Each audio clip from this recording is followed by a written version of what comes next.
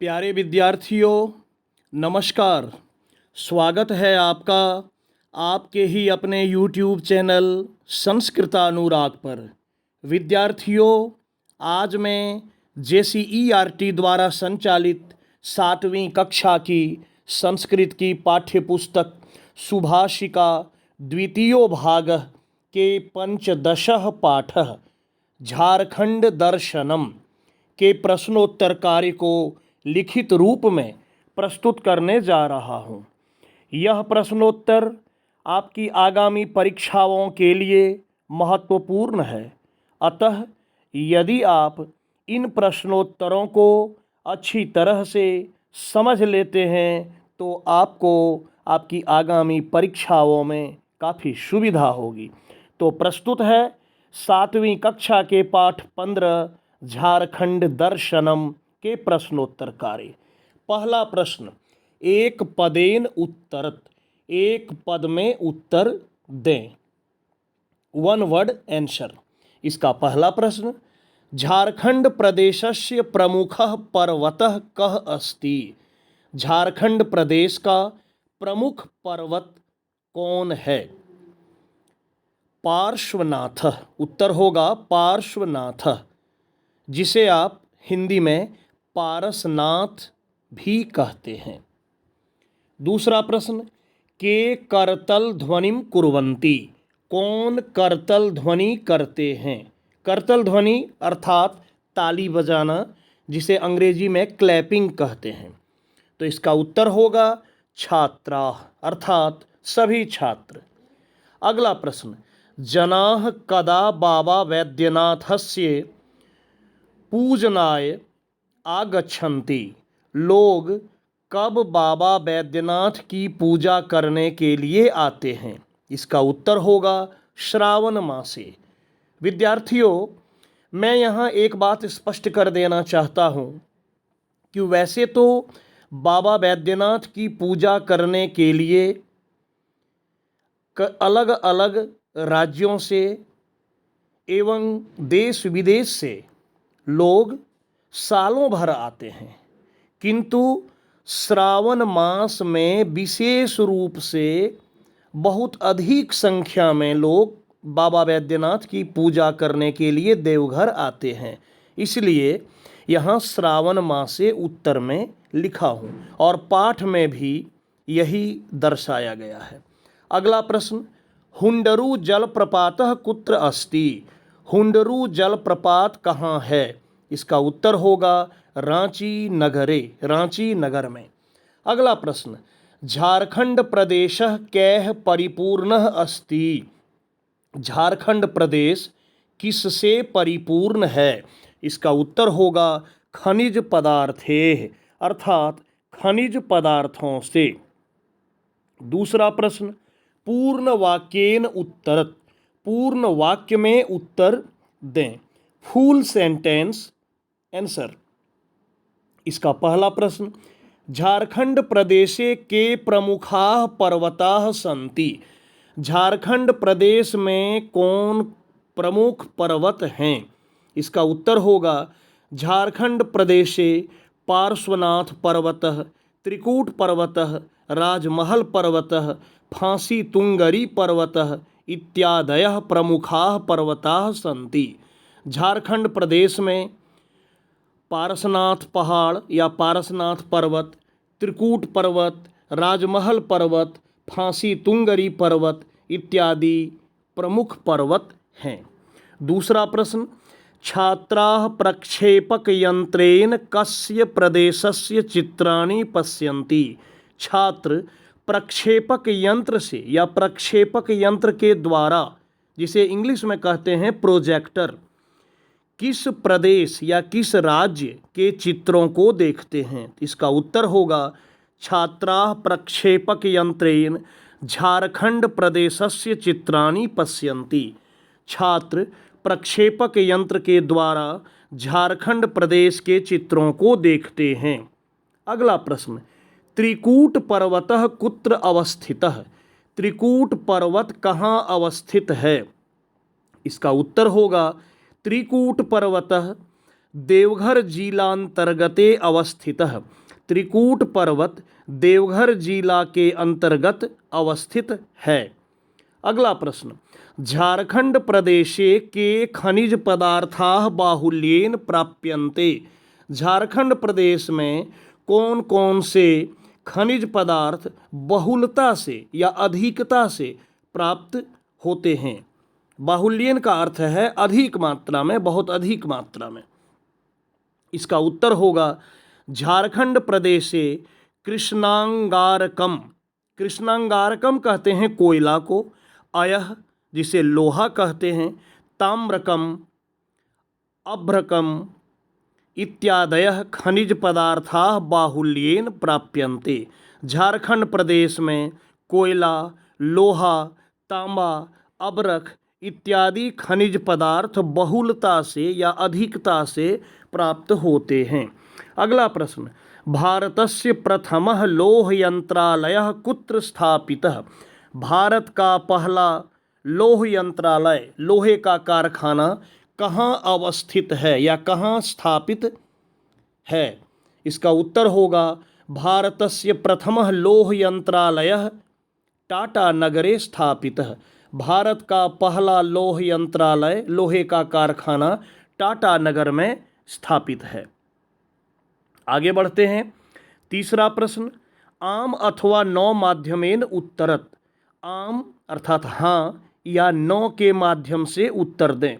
यहाँ कुछ वाक्य दिए गए हैं, वाक्यों को ध्यानपूर्वक पढ़कर समझना है और यदि दिया गया वाक्य सही है तो उसके सामने आम लिखना है, यदि गलत है तो उसके सामने नौ लिखना है। देखिए पहला वाक्य, झारखंड प्रदेशे अनेके पर्वताः सन्ति। झारखंड प्रदेश में अनेक पर्वत हैं, यह वाक्य सही है, इसलिए हो गया आम। दूसरा, झारखंड प्रदेशे यमुना नदी वहती। झारखंड प्रदेश में यमुना नदी बहती है, यह वाक्य गलत है। झारखंड में यमुना नदी नहीं बहती है, झारखंड में गंगा नदी बहती है और भी कई नदियां बहती हैं, लेकिन यमुना नदी नहीं बहती है, तो होगा 9। उसके बाद, श्रावणी मेलकम रांची नगरे भवती। श्रावणी मेला रांची नगर में होता है, यह वाक्य भी बिल्कुल गलत है। श्रावणी मेला देवघर में होता है, देवघर नगरे, और यहाँ है रांची नगरे, तो उत्तर में होगा 9। उसके बाद, रज्जु मार्गः त्रिकूट पर्वतस्य उपरि स्थितः। रज्जु मार्ग, जिसे इंग्लिश में रोपवे कहते हैं, त्रिकूट पर्वत के ऊपर स्थित है, तो यह वाक्य सही है, तो आम होगा। और अंतिम वाक्य है, अभ्रकम झारखंड प्रदेशे प्राप्यते। अभ्रक झारखंड प्रदेश में प्राप्त होता है, तो यह वाक्य भी सही है, तो होगा आम। चौथा प्रश्न में कह रहा है मेलनम कुरुत। मेल करने के लिए कह रहा है, मिलाना है, मैचिंग करना है। तो पहले मैं प्रश्न में जो जो दिया है इसे पढ़ता हूँ, फिर मैं सही मेल करके इसका उत्तर आपको बताऊंगा। पहले प्रश्न को देखिए, लौह नगरी, इधर है रांची नगरे, फिर है श्रावणी मेलकम, इधर दिया है त्रिकूट पर्वते, उसके बाद है पार्श्वनाथ पर्वतः, इधर दिया है टाटा नगरम, फिर है हुंडरू जलप्रपातः, इधर है वैद्यनाथ धाम नगरे, और अंत में है रज्जु मार्गः, और इधर है गिरिडीह मंडले।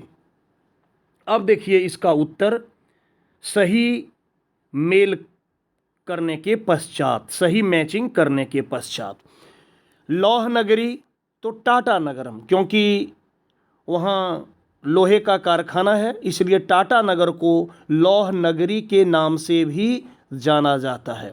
दूसरा है श्रावणी मेलकम, तो वैद्यनाथ धाम नगरे, श्रावणी मेला वैद्यनाथ धाम नगर में अर्थात देवघर में। उसके बाद है पार्श्वनाथ पर्वतः, तो गिरिडीह मंडले, क्योंकि पारसनाथ पहाड़ गिरिडीह जिला के अंतर्गत अवस्थित है। उसके बाद हुंडरू जलप्रपातः, तो हुंडरू जलप्रपात रांची में है, इसलिए होगा रांची नगरे। और अंत में रज्जु मार्गः, तो झारखंड में रज्जु मार्ग या रोपवे त्रिकूट पर्वत पर है, तो त्रिकूट पर्वते। आगे बढ़ते हैं 5वें प्रश्न की ओर। इसमें कह रहा है रेखांकित पदानि आधृत्य प्रश्न वाक्यानि लिखत। रेखांकित पदों को आधार मानकर प्रश्न वाक्यों को लिखना है, अर्थात प्रश्न निर्माण करना है। पहला, छात्राः प्रसन्नाः भवन्ति, इसमें रेखांकित पद है छात्राः, प्रथमा बहुवचन, तो प्रश्न बनाएंगे तो हो जाएगा के प्रसन्नाः भवन्ति, और वाक्य के अंत में प्रश्नवाचक चिन्ह, क्योंकि किम शब्द रूप प्रथमा बहुवचन में होता है, पुल्लिंग में के। उसके बाद जनाः पर्वतस्य उपरि गत्वा आनंदिताः भवन्ति, पर्वतस्य रेखांकित है जिसमें षष्ठी एकवचन का प्रयोग है, तो प्रश्न बनाने के क्रम में किम शब्द रूप पुल्लिंग के षष्ठी एकवचन में होता है कस्य, तो यहाँ हो जाएगा जनाः कस्य उपरि गत्वा आनंदिताः भवन्ति। उसके बाद अत्र अनेकाः नद्यः प्रवहन्ति, यहाँ रेखांकित पद है नद्यः, प्रथमा बहुवचन, नदी शब्द रूप स्त्रीलिंग है, तो प्रश्न बनाएंगे तो किम शब्द रूप स्त्रीलिंग में प्रथमा बहुवचन में होता है काह, तो हो गया अत्र अनेकाः काः प्रवहन्ति। उसके बाद जनाः रज्जु मार्गेन गच्छन्ति, रज्जु मार्गेन में तृतीया एक वचन का प्रयोग है, तो प्रश्न बनाने में किम शब्द रूप तृतीया एक वचन में होता है केन, तो प्रश्न वाक्य बनेगा जनाः केन गच्छन्ति। उसके बाद छात्राः करतल ध्वनिं कुर्वन्ति, छात्र करतल ध्वनि करते हैं, ताली बजाते हैं, रेखांकित पद है करतल ध्वनिम, यहाँ प्रश्न बनेगा छात्राः किम कुर्वन्ति, करतल ध्वनि के स्थान पर होगा किम, किम मतलब क्या, छात्र क्या करते हैं। हिंदी के ढंग से भी आप सोच सकते हैं कि छात्र ताली बजाते हैं, तो प्रश्न बनेगा छात्र क्या करते हैं, तो हो गया छात्राः किम कुर्वन्ति। छठा प्रश्न में कह रहा है उदाहरणानुसारम पदानां विभक्तिम वचनम च लिखत, उदाहरण के अनुसार पदों की विभक्ति और वचन को लिखें। उदाहरण दिया है प्रदेशे, विभक्ति है सप्तमी और वचन है एक वचनम, तो नद्यः प्रथमा विभक्ति और वचन बहुवचनम, मंदिरानि प्रथमा विभक्ति भी है और द्वितीया भी है और वचन बहुवचनम, प्रथमा और द्वितीया के बहुवचन में मंदिरानि होता है। उसके बाद मार्गे सप्तमी विभक्ति एक वचनम, पदार्थैः तृतीया विभक्ति बहुवचनम, और मेलकम, मेलकम प्रथमा विभक्ति में भी होता है और द्वितीया में भी एक वचनम में। तो विद्यार्थियों, ये था आज का पाठ का प्रश्नोत्तर कार्य, और आज के इस पाठ के प्रश्नोत्तर कार्य को मैं आपकी सुविधा के लिए लिखित रूप में प्रस्तुत करने का कार्य किया, ताकि आपको लिखने में किसी भी प्रकार की कोई असुविधा न हो, कोई त्रुटि न हो। तो प्यारे छात्रों, अगर आपको आज का मेरा यह वीडियो पसंद आया हो तो कृपया इसे आप लाइक, कमेंट एवं शेयर करके मुझे प्रोत्साहित करने का कार्य करें, ताकि आगे आपके लिए मैं और भी बेहतर एवं उपयोगी वीडियो बनाने का कार्य करता रहूं। साथ ही मेरे इस चैनल संस्कृतानुराग को यदि आप अब तक सब्सक्राइब नहीं किए हैं तो इसे आप अवश्य सब्सक्राइब कर लें एवं नोटिफिकेशन को भी ऑन कर लें, ताकि मेरे द्वारा इस चैनल पर अपलोड किए गए प्रत्येक वीडियो की सूचना सर्वप्रथम आपको प्राप्त हो सके। तो आज के लिए इतना ही, तब तक के लिए सबों को मेरी ओर से बहुत बहुत धन्यवाद।